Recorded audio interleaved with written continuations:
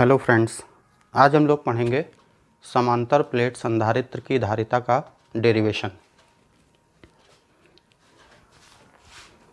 संधारित्र क्या होता है और संधारित्र का सिद्धांत क्या है, इस पर मैंने इससे पहले एक वीडियो बनाया था। तो अगर आपको संधारित्र क्या है और उसका सिद्धांत क्या है वो पढ़ना है तो आप वहाँ से पढ़ सकते हैं। तो देखो, सबसे पहले हम डायग्राम देखेंगे।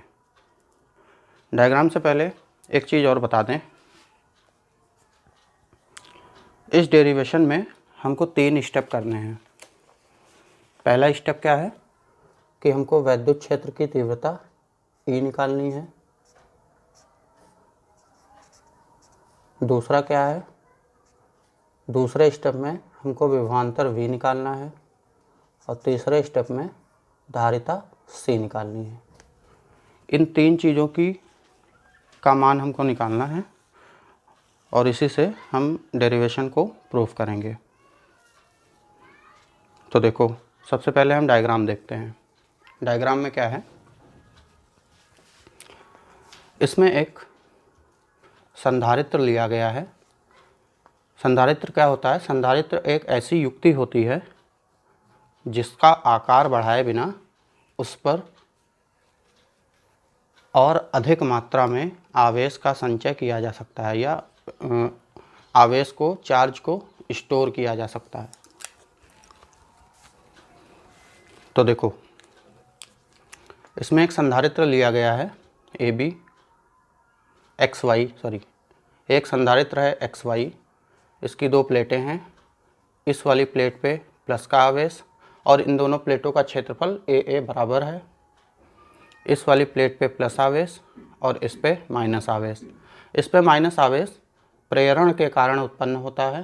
प्रेरण क्या होता है यह भी मैंने उस वीडियो में बताया था, संधारित्र का सिद्धांत। तो इसको आप वहाँ से पढ़ सकते हैं। तो ये प्लस, इस पे प्लस का आवेश है, इस पे माइनस का आवेश है। माइनस वाली प्लेट को पृथ्वी से या अर्थ से कनेक्ट किया गया है। इसको अर्थ से क्यों कनेक्ट करते हैं ये भी हमने बताया था उसमें। और इन दोनों प्लेटों के बीच की दूरी d है। तो हमें निकालना है कि इस संधारित्र में कितना चार्ज स्टोर किया जा सकता है या इसकी धारिता का मतलब क्या होता है? आयतन। तो हमें ये निकालना है, हमें उस फॉर्मूले का डेरिवेशन करना है जिससे हमें ये पता चल सके कि इस संधारित्र में मैक्सिमम कितना चार्ज स्टोर किया जा सकता है या इसमें कितना आवेश संचित किया जा सकता है। उसके सूत्र का निगमन करना है। तो देखो, इसको हटा देते हैं। देखो, सबसे पहले हमको क्या निकालना है? वैद्युत क्षेत्र की तीव्रता, यानी कि इन दोनों संधारित्रों इस संधारित्र में इन दोनों प्लेटों के कारण इसमें वैद्युत क्षेत्र की तीव्रता कितनी उत्पन्न होगी, ये हम निकालेंगे पहले स्टेप में। तो देखो, हिंदी लिखेंगे, समांतर प्लेट संधारित्र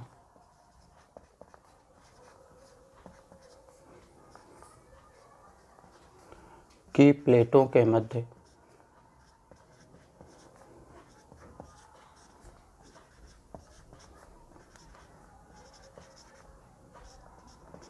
उत्पन्न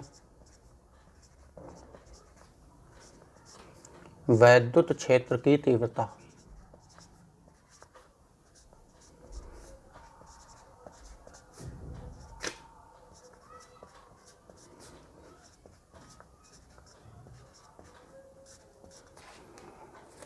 वैद्युत क्षेत्र की तीव्रता क्या होगी, उसको हम लिखते हैं E से sigma upon K epsilon not. अब ये कहाँ से आया sigma upon K epsilon not? ये देखो, समझो, एक लेसन है गॉस की प्रमेय। तो गॉस की प्रमेय के अनुप्रयोग या एप्लीकेशन में हमने एक डेरिवेशन पढ़ा है। एक समान क्षेत्रफल वाले, ये देखो दो प्लेटें हैं, इनका क्षेत्रफल समान है ए। समान क्षेत्रफल तथा विपरीत प्रकार के आवेश वाली दो प्लेटों के मध्य उत्पन्न वैद्युत क्षेत्र की तीव्रता E बराबर सिग्मा अपॉन के एप्सिलॉन नॉट होता है। ये गॉस ने बताया था, तो उसी फॉर्मूले का उपयोग हम यहाँ पे करेंगे। तो वैद्युत क्षेत्र की तीव्रता हमने निकाल ली, कितनी, E बराबर सिग्मा अपॉन के एप्सिलॉन नॉट। अब देखो सिग्मा क्या होता है, सिग्मा को समझो पहले। सिग्मा होता है पृष्ठ घनत्व, सिग्मा बराबर Q अपॉन ए। पृष्ठ घनत्व क्या होता है, यहीं से परिभाषा निकाल लो। एकांक क्षेत्रफल पर किसी प्लेट पर संचित आवेश की जो मात्रा होती है Q, वो उस प्लेट की पृष्ठ घनत्व या उस प्लेट का पृष्ठ घनत्व सिग्मा कहलाता है। तो यहाँ से सिग्मा बराबर Q अपॉन ए मिल गया हमको, इसका मान रख दो यहाँ पे सिग्मा की जगह, तो क्या आएगा, E बराबर सिग्मा की जगह Q upon A, Q upon K A epsilon not, इतना मिल गया हमको। इसको हम डाल देंगे समीकरण नंबर 1। ये हमने पहला स्टेप कर दिया, क्या कि वैद्युत क्षेत्र की तीव्रता निकाल ली। अब हम क्या करेंगे, अब हम विभवांतर V निकालेंगे। तो विभवांतर V कैसे निकालेंगे, देखो लिखेंगे समांतर प्लेट संधारित्र की, शॉर्ट में लिखे दे रहे हैं, ठीक, समांतर प्लेट संधारित्र, चलो अच्छा लिख देते हैं, संधारित्र, समांतर प्लेट संधारित्र की प्लेटों के मध्य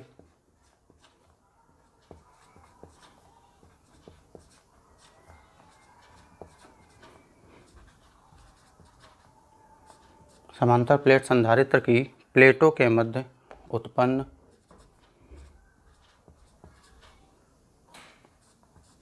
विभवांतर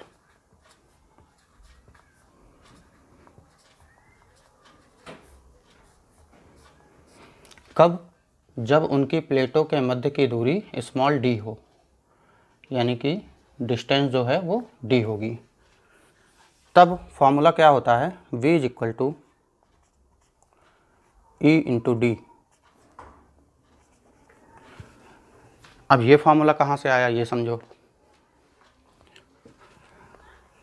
हमने पढ़ा है वैद्युत क्षेत्र की तीव्रता तथा विभव प्रवणता में संबंध।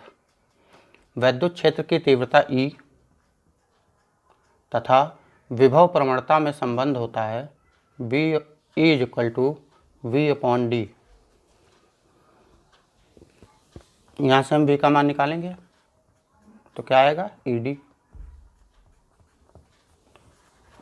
तो यहीं से विभवांतर V का फॉर्मूला हमने यहाँ पे लिया है, V is equal to E into D. ये हमने विभवांतर V निकाल लिया। तो यहाँ से अगर हम E का मान निकालें तो E बराबर, ये नीचे चला जाएगा, V अपॉन डी हो जाएगा। इसको हम डाल देते हैं समीकरण नंबर 2। अब देखो समीकरण 1 तथा 2 में, इसमें और इसमें बाएं पक्ष बराबर हैं, तो दाएं पक्ष भी आपस में बराबर हो जाएंगे। या ऐसे समझो, समीकरण 2 से E का मान समीकरण 1 में E के स्थान पर रखने पर, तो रख दो, नीचे लिख देना समीकरण 2 से E का मान समीकरण 1 में रखने पर, तो क्या होगा, E की जगह V अपॉन डी ले लेंगे, तो V upon D is equal to Q upon K A epsilon not. यहाँ से हम v का मान निकाल लेंगे, तो v का मान आएगा v इज इक्वल टू, ये डी क्यू के साथ जाएगा, q into D upon K A epsilon not. ये हमने v का मान निकाल लिया, यानी e और v दोनों वैल्यू हमने निकाल ली हैं। इसको हम डाल देंगे समीकरण नंबर 3।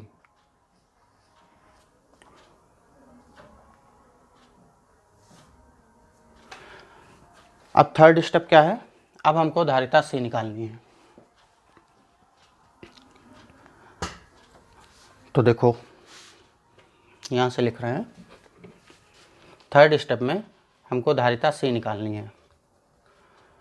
तो हम लिखेंगे संधारित्र की इससे पहले वाले वीडियो में हमने संधारित्र की धारिता क्या होती है, उसका फॉर्मूला क्या होता है, ये सारी चीज़ें बताई हैं, आप वहाँ से देख लेना संधारित्र के बारे में। तो संधारित्र की धारिता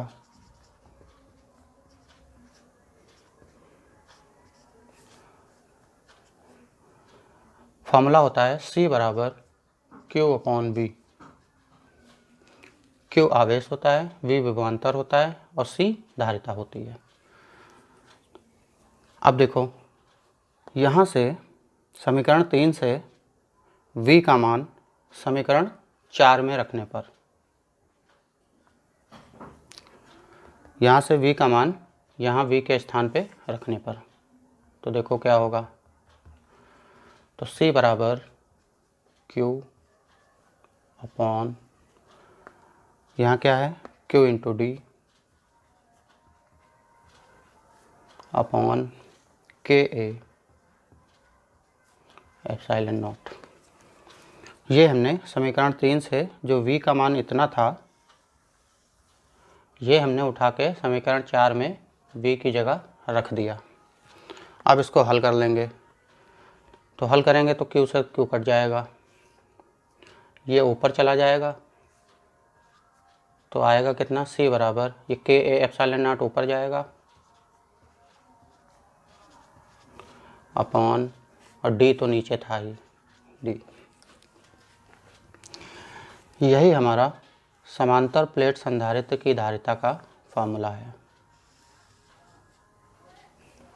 अब क्या करेंगे, अब निर्वात अथवा वायु के लिए K का मान 1 होता है, तो K बराबर यहाँ से लिख देना, निर्वात अथवा वायु के लिए K बराबर 1।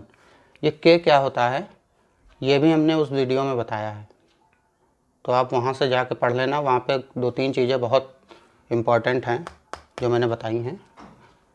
ये परावैद्युतांक होता है, ये क्या होता है, और भिन्न भिन्न माध्यमों में इसका मान कितना होता है। वायु के लिए तो 1 होता है, और माध्यमों में कितना होता है ये हमने वहाँ पे बताया है, तो आप वहाँ से जाके पढ़ लेना। तो निर्वात अथवा वायु के लिए K का मान 1 हो जाएगा, तब धारिता कितनी बचेगी, C बराबर A epsilon not upon D।